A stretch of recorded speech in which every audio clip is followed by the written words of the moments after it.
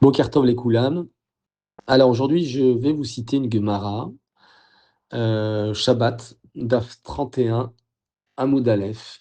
Et là-bas, on mentionne les 6 grandes questions qu'on va nous poser là-haut. Une fois qu'on quitte ce monde-là, à 120 ans, Bezrat Hashem, en bonne santé, on arrive dans le Olam Haemet, où là-bas, il n'y a que de la vérité. Et là, on va te poser 6 questions.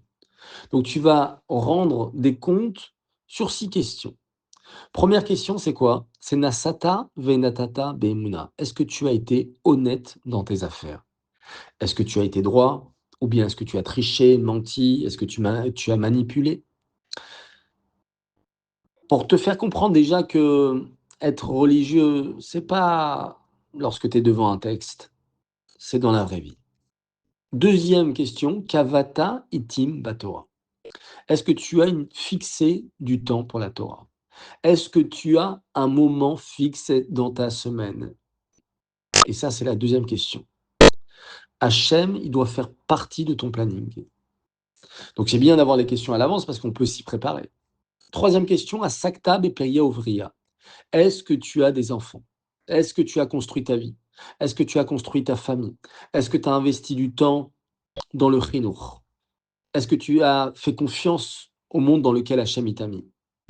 Quatrième question, et ça rejoint avec l'audio d'hier. Tsipita Lishua.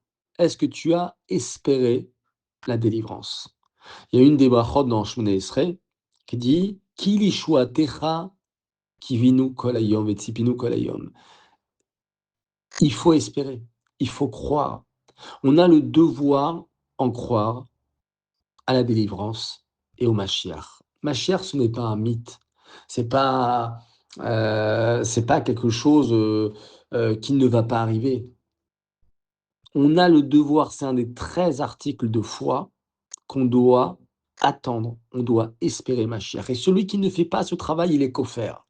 Ça veut dire il renie la Torah, il renie Moshe Rabbeinu, il renie Hachem. Donc, le Rambam il dit, une des 13 croyances qu'un juif il doit avoir, c'est de croire fortement Mashiach. C'est pas Stam Mashiach, c'est pas il viendra, arrête tes bêtises. Non, non, non. Je vis avec Mashiach. Je vis pour Mashiach.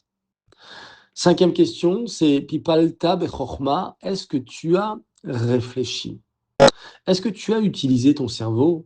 Ou est-ce que tu es en mode toute ta vie pilote automatique, ton train-train quotidien, ton métro, boulot, dodo? Où est-ce que tu as utilisé ton cerveau? Où est-ce que tu as utilisé ta conscience? Est-ce que tu as cherché la vérité? Est-ce que tu t'es fatigué pour donner du sens à ta vie, pour donner du sens à ta Torah, pour donner du sens à ton Shabbat, pour donner du sens à ton couple, pour donner du sens à tes enfants? Et ça, c'est une question qu'on va te poser aussi. Est-ce que tu as utilisé ta chorma ou est-ce que tu fais stam les choses? Et enfin, sixième question. Evanta davar mitor davar, est-ce que tu as compris profondément? Pas simplement que tu as utilisé ton cerveau, mais tu as compris et que tu as développé en toi une force intérieure, un calme intérieur. Comme on disait hier à la conférence, est-ce que tu as recherché de l'excellence dans ta vie?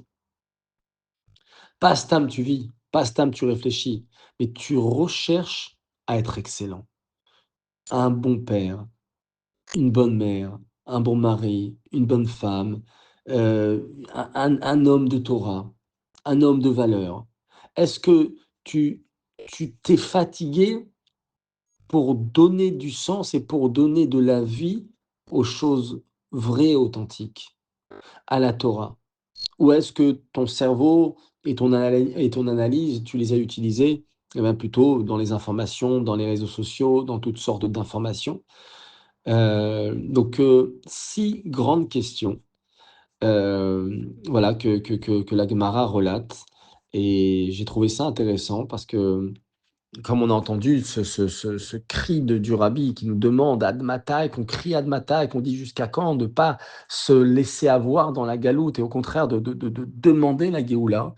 Alors non seulement, eh bien, c'est une des 6 questions, mais voilà, donc il y en a d'autres avec et voilà, qu'on puisse, comme, lorsqu'on passe un examen ou un bilan ou toutes sortes de diplômes. Eh bien, lorsqu'on a les questions d'avance, c'est plus simple. Alors voilà, on les a aujourd'hui. Baruch Hashem. Bonne écoute, bonne étude et chazak à tous.